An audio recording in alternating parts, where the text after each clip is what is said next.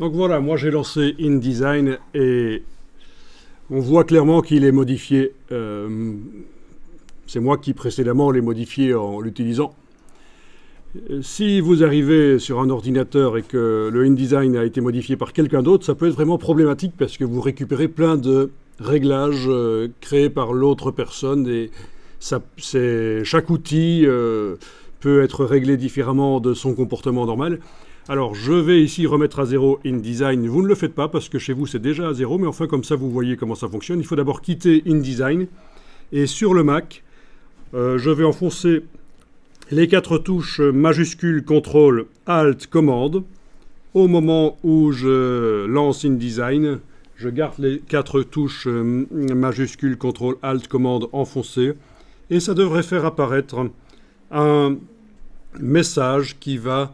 ben voilà, un message qui demande si on veut supprimer le fichier des préférences de InDesign. Et je réponds oui. Et je vais donc récupérer InDesign en réglage d'usine. C'est comme ça que vous l'avez pour l'instant, le InDesign tel qu'il est la première fois qu'on l'utilise, juste après l'avoir installé. Comme ça, on est synchro déjà au niveau de notre comportement de InDesign. Je vais être synchronisé avec vous. Je vais avoir un InDesign qui va fonctionner comme le vôtre, qui est tout nouveau, pas encore modifié. Donc, c'était les 4 touches majuscules, donc la touche Shift. CTRL, ALT et commande sur le clavier du Mac. Pour faire la même chose sur un PC, il y en a qui travaillent sur PC ici chez eux, donc ce sera CTRL, ALT majuscule, tout simplement. 3 touches, CTRL, ALT majuscule.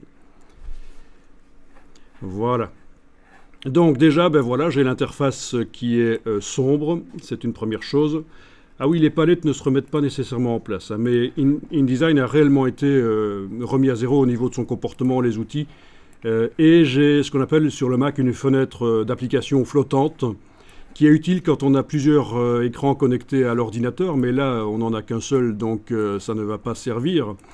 Le but c'est de pouvoir déplacer l'application entièrement sur un autre écran en fait, hein. Donc vous, ce que vous allez faire, puisque vous êtes dans la même situation que moi ici, vous avez aussi une fenêtre flottante, vous allez désactiver cette option.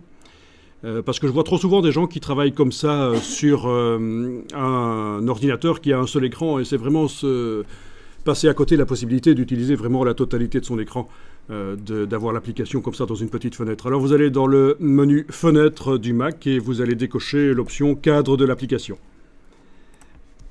Voilà, et là vous avez le Mac, le InDesign sur le Mac qui est vraiment, qui occupe tout l'écran en fait, hein. Bien sûr, sur PC, vous n'avez pas ça, parce que le PC a un système différent. Tous les logiciels peuvent être flottants sur le PC d'Office, mais c'est un peu différent. Deuxième chose que je vais faire ici, et ça vous n'êtes pas obligé de le faire, mais je vais le faire ici, c'est modifier l'interface du logiciel en allant dans le menu InDesign Préférences. Menu InDesign qui n'existe pas sur le PC, il faudra aller dans Édition Préférences sur le PC, mais ici on est sur un Mac, donc c'est InDesign Préférences. Et là vous avez les préférences pour l'interface. Et dans les préférences pour l'interface, il y a plein de choses qui peuvent être modifiées, mais la seule chose que je vais modifier ici, c'est la couleur de l'interface. Donc je vais préférer une interface avec un texte qui est écrit en foncé sur un fond clair, et non pas en clair sur du foncé. Au niveau lisibilité, pour la formation, ce sera mieux. Voilà.